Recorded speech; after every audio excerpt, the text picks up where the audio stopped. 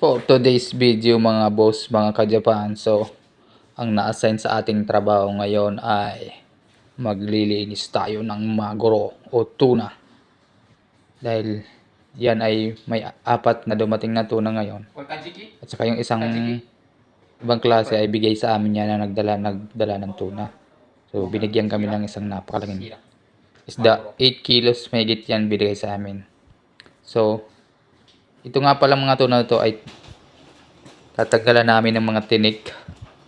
So sisimulan natin sa pag-cut ng maguro or tuna. Everyday iba-iba nga pala ang trabaho naka-assign sa amin. So ngayon, dahil may nagdalang tuna, yung tuna ang na-assign sa atin, ang gagawin ko dyan mga ka-Japan, mga boss, pipilay natin siya, tatanggalin natin siya yung buto or yung dugi, buto. Iniiwalay namin yan kasi laman lang ang kinukuha namin at ginagamit namin sa pagluluto. So ang company nga pala namin, sa hindi pa nakakaalam, ay under ng Japan Fisheries. So lahat ng lamang dagat ang ginagawa sa company namin. May iba-iba, may seaweeds, may lumot, may isda. So kaya iba-iba kada araw ang ginagawa namin dito sa company namin. Patapos na nga pala ang kontrata ko dito sa Japan ngayong December. Uuwi na ako. Bali pang 5 taon ko na dito sa company ko dito sa Japan. So di ko alam kung next year o sa susunod na taon kung mag-abroad pa tayo o stay na lang tayo sa Pilipinas. Di pa natin alam. Sa loob ng 5 taon, di ko alam kung saan napunta ang pinaghirapan kong lapad dito sa Japan.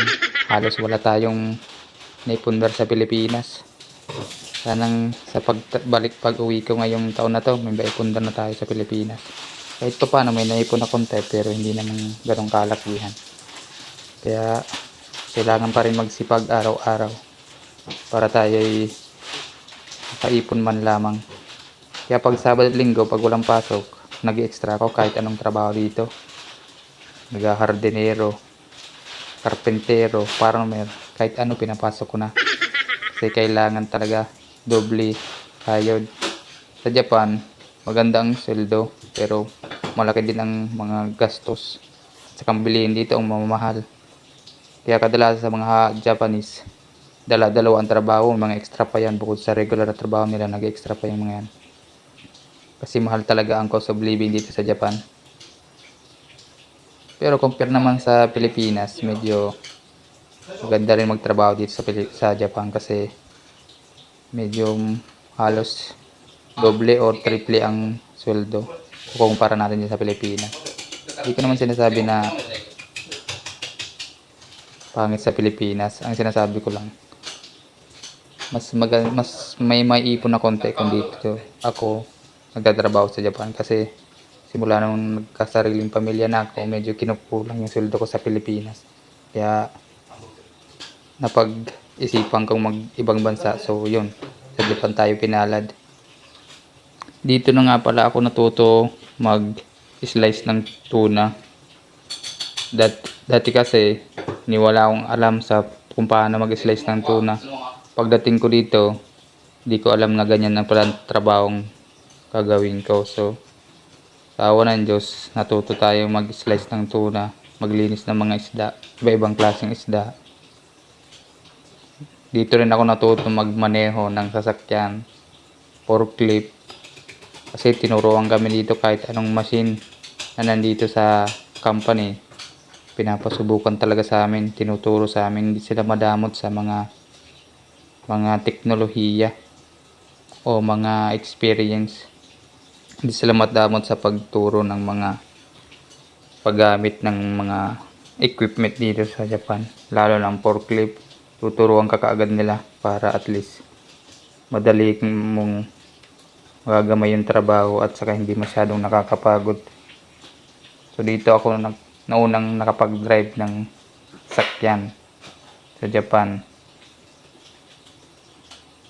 Kaya nung pag-uwi ko dyan, pagkatapos ko ng 3 taon, kumuha na akong lisensya para dito makakuha na rin ako ng lisensya.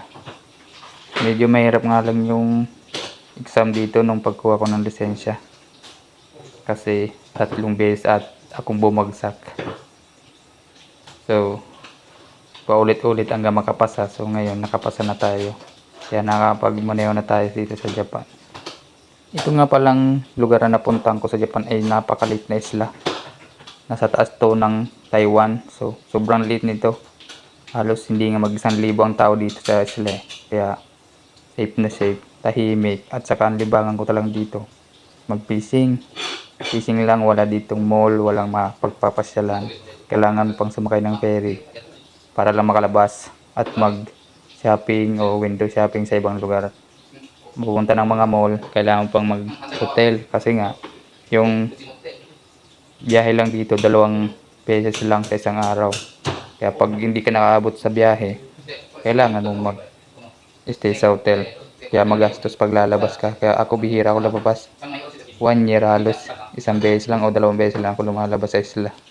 Kasi bukod sa malayo, mahal, magastos. Kaya tinitis ko na lang ang pag kahit hindi walang mapasyalan. Tinitis ko na lang. Kaya kasi magastos pag lumabas eh. Kaya dito na lang, fishing na lang talagang libangan. At saka marami namang mga kaibigan dito.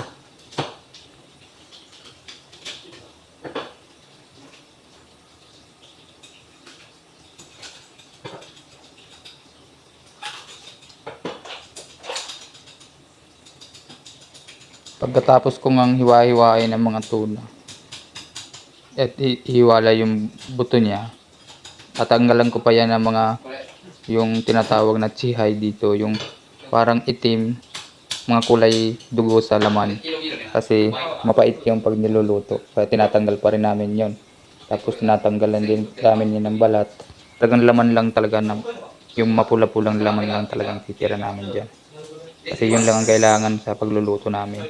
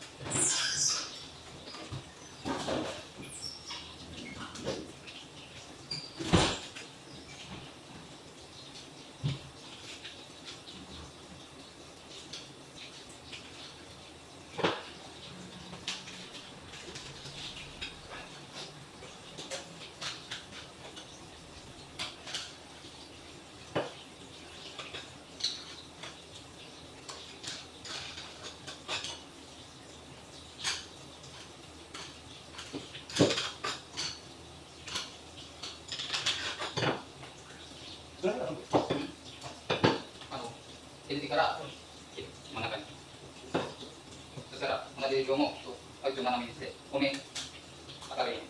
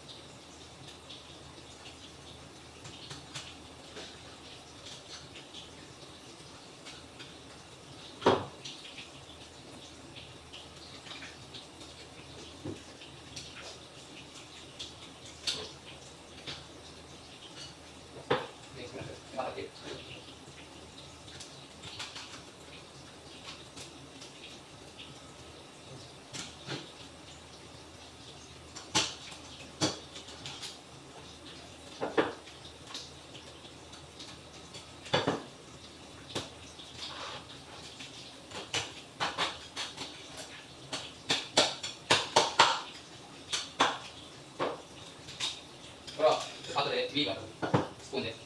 あ、そうなんですか。めっちゃ美味しい。あ、そう食べれる。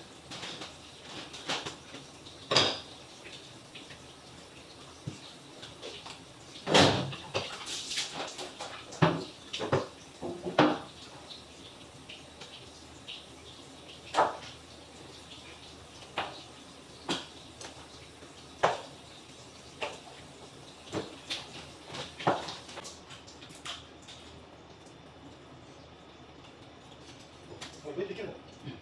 きれいにできるんですよ。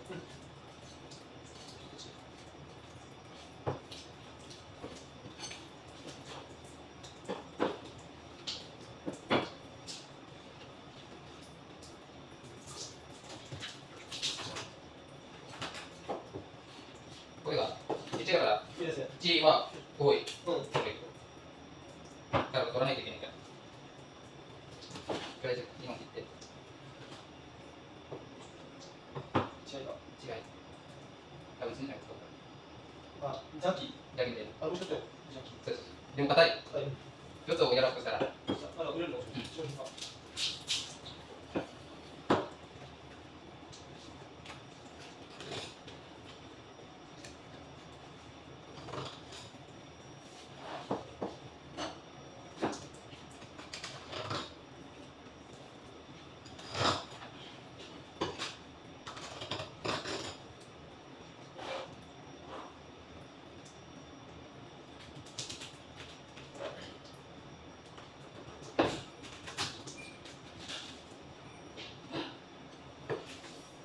もういいか？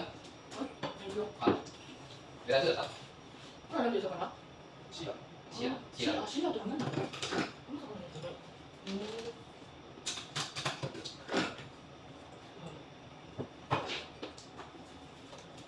シーラ。マキマキ。英語ですから。英語は分かる。英語。英語はマキマキ。マキマキ。方言がマキか。May isang piraso binigay sa amin. Ito, binigay sa amin ng nagdala ng sa amin lahat. Okay? Nang kilo data? 8.8。 8.8 kilo. Ha? Salmon di ba na? Okay. サラモン。違う。サラモンかかった。サラモン。違う。マキマキ。マキ。あ、シーラ。あ、もらった。もらいました。刺身にしましょう。めっちゃ8.8 kilo. いくら？これ、全部何キロだった？全部で58ぐらいかな合わせて。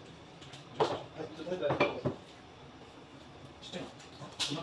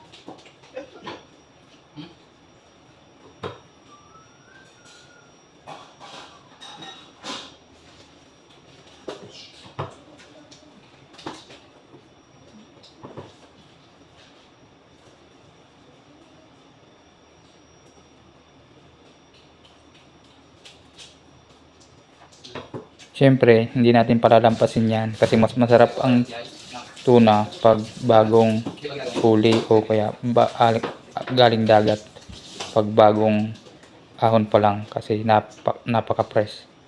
So, hindi namin pinapalampasan ni Mike. Gagawa kami ng sashimi. Yung nabot ko ng toyo kasi alam na naman this. Yung sa pare kailangan ng tikman. So, babait naman dito sa company namin. Kaya yan. Ang sarap nga pala niyan, lalo pag bagong hiwa. Napakasarap, matamis-tamis.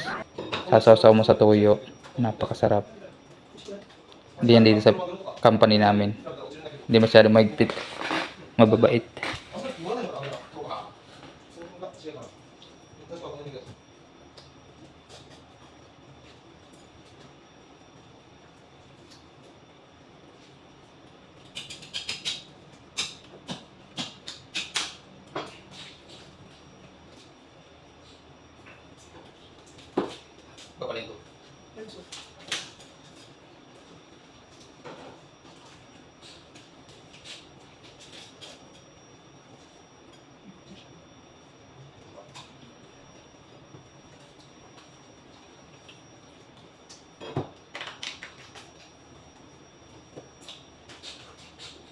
Gumagana di ba? Malinis na.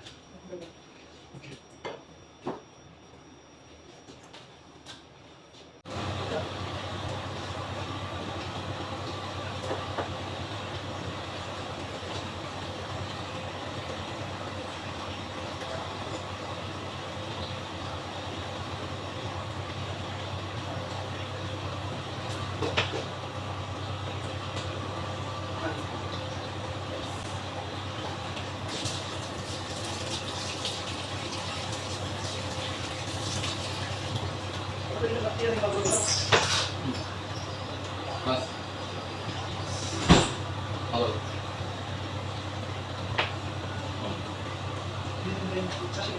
Ano ba eh? Hindi natin. Sarap lang. Makasiguro. So, tapos na. Iwain ko na lang yung mga ulo. Ayan. Yung maglilinis na lang ako. Alauna na. Ito. Andito na yung mga nakat namin. Ano yun? Alcohol yan. Tapos tumitigas yan ng parang bato. Saka namin i-freezer. Yung alcohol. Parang alcohol freezer siya. So maglilinis na ako. So yan lang ang trabaho ko ngayong araw na to namin. Tatlo kami nag-slice ng tuna. So yan, maglilinis na. Mamaya ibang trabaho na naman hapon. Iba-iba pag kada araw, iba-ibang trabaho namin. So, linis na.